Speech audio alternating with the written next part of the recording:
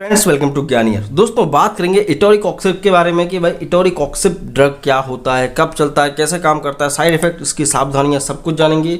तो वीडियो को आप पूरा देखें। संपूर्ण जानकारी के लिए तो शुरू करते हैं।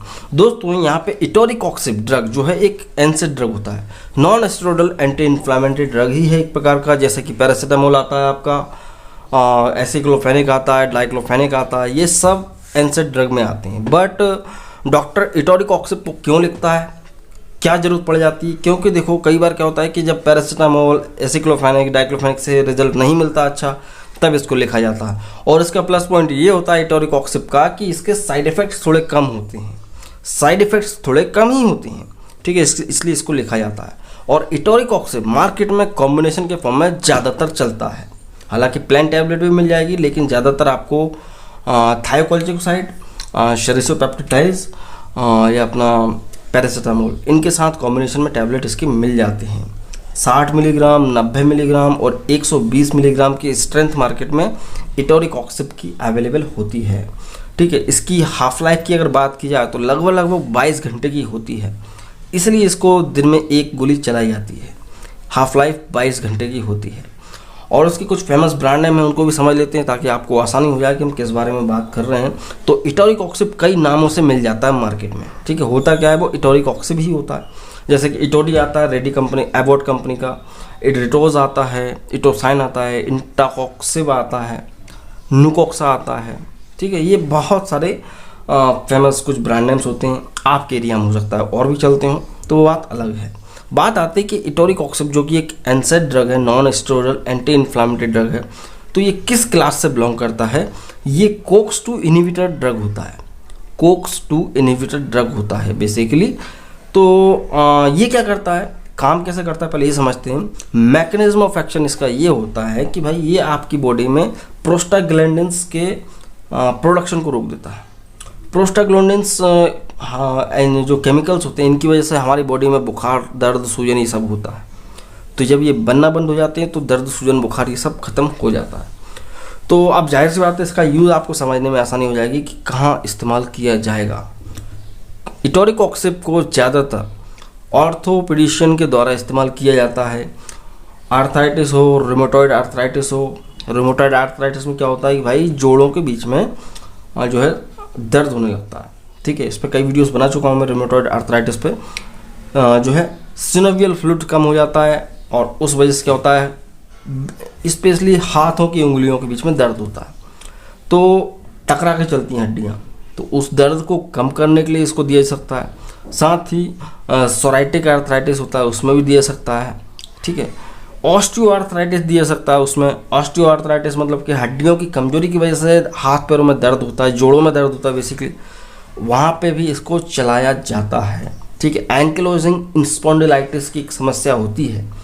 एंकिलोजिंग स्पॉन्डिलाइटिस क्या होता है, हमारी बैकबोन के जो वर्टेब्रास होती हैं उनमें दर्द होने लगता है। इस पर मैं एक अलग से वीडियो बनाऊंगा सेपरेट पूरा, अभी तक बनाया नहीं, लेट हो गया हूँ थोड़ा। तो एंकिलोजिंग स्पॉन्डिलाइटिस में भी चला सकते हैं, ठीक है। कोई किसी भी तरह का बैक पेन हो, हड्डी में दर्द हो रहा है या यहाँ कमर से लेकर पैरों में दर्द होता है, कई बार साइटिका का पेन होता है, उसमें भी कई बार इसको चलाया जाता है, ठीक है। तो ये है। थायोकोर्टिकोसाइड के साथ कई बार मसल रिलैक्सेंट को भी दिया जाता है इसके साथ में, तो मसल्स के दर्द में भी आराम मिल जाता है। तो ये सारे ही इसके यूज़ हैं। बात आती है कि भाई और क्या यूज़ कर सकता है डॉक्टर? देखो, कई तरह के यूज़ हो सकते हैं। एनसेड ड्रग है तो डिस्मेनोरिया में भी चला सकते हैं। डिस्मेनोरिया क्या होता है, महिलाओं को जब पीरियड आते हैं उनको दर्द होता है, बहुत तेज कमर में दर्द होता है, तो उस दर्द में भी इससे आराम मिल जाता है। कोई डेंटल पेन है, दांत निकलवाया है या कोई डेंटल सर्जरी हुई है, डेंटिस्ट भी इसको कई बार लिखते हैं, ठीक है। डेंटिस्ट यही तो लिखते हैं, ट्रामाडोल, पैरासीटामोल, एसिक्लोफेनिक या इटोरिकॉक्सिब, ये ही ड्रग्स को डेंटिस्ट ज़्यादातर यूज़ करते हैं। बात आती है कि इसके सावधानियाँ क्या होंगी, कि क्या क्या सावधानी रखी जाती है। देखो, अगर आपको अल्सर है पेट में, स्टमक अल्सर है, तो बताना पड़ेगा डॉक्टर को। डॉक्टर को पता होगा तो आपको लिखेगा नहीं। एलर्जी है आपको किसी भी ड्रग से, तो एलर्जिक हैं तो नहीं लिखा जाएगा, ठीक है।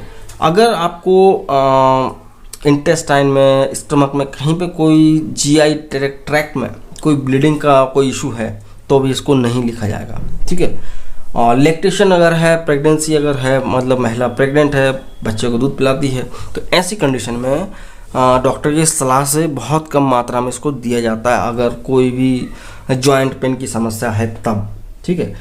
और हार्ट की कोई प्रॉब्लम है, हार्ट अटैक, कोई भी प्रॉब्लम हो सकती है, एंजाइना वगैरह कोई भी ऐसा कोई प्रॉब्लम है, ऐसा कोई मरीज है, तो उसको नहीं दिया जाता, ठीक है। शराब के साथ नहीं देना, छोटे बच्चों को नहीं देना है, ठीक है। तो ये सावधानियाँ हो गई। बात करेंगे इसके कुछ साइड इफ़ेक्ट्स भी होते हैं, जान लेते हैं। मुँह सूखा सूखा रहेगा, ठीक है, कन्फ्यूजन होगा, एनोरेक्सिया हो सकता है, मतलब कि भूख नहीं लगेगी आदमी को, जब जब ये दवाई खाएगा तो आप उसको भूख मर जाएगी, ठीक है। मन नहीं होता खाना खाने का, स्टमक अपसेट हो सकता है, ठीक है, और डायरिया हो सकता है। ये जो भी साइड इफ़ेक्ट बताए बहुत कम होते हैं, रेयर होते हैं, लेकिन होते ज़रूर हैं, ठीक है। बात करेंगे डोज की, तो देखो इसका ये है कि आपको तोड़ के नहीं खाना। ये कोटेड टैबलेट आती है, मतलब कि इसके ऊपर एक, इसकी गोली के ऊपर एक लेयर होती है, उसका मतलब ये है कि भाई वो पर्टिकुलर रीजन पर जाके उसको डिजोल्व होना है, तो उसको तोड़ के नहीं खाना, निगलना है डायरेक्ट, ठीक है। ओडी का डोज रहेगा, डिपेंड करता है डोज पेशेंट की सीवियरिटी के ऊपर, उसके वेट के ऊपर। ज़्यादातर 60 मिलीग्राम दिया जाता है, ज़्यादा वजन का आदमी है 70-80 किलो का, तो वहाँ पे 90 मिलीग्राम, और ज़्यादा सीवियरिटी, दर्द बहुत ज़्यादा है तो फिर 120 मिलीग्राम भी दिया जाता है। तो डिपेंड ऑन सीवियरिटी की कितना डोज देना, बट होगा क्या, एक दिन के एक टैबलेट चलेगा, और फिक्स टाइम पे देना है, ऐसा नहीं कि कभी भी मन से खा रहे हैं, ठीक है, ये भी है। और खाना खाने के बाद ही दिया जाएगा, क्योंकि ये जो है एनसेड ड्रग है, तो खाना खाने के बाद ही लेना है पानी के साथ, ठीक है। तो ये हो गया क्या, इटोरिकॉक्सिब। आई होप आप समझ गए होंगे, समझ में आया होगा। समझ में आया तो लाइक करें। अगर आप हमारे चैनल पर नए, तो चैनल को सब्सक्राइब कर सकते हैं। ऐसे ही वीडियो आपको और मिलते रहेंगे जो कि आपके काम आएंगे। और आप देख रहे थे ज्ञानियर द मेडिकल चैनल, मैं हूँ शिवम, तो मैं मिलता हूँ अगले वीडियो में। जय हिंद, वंदे मातरम।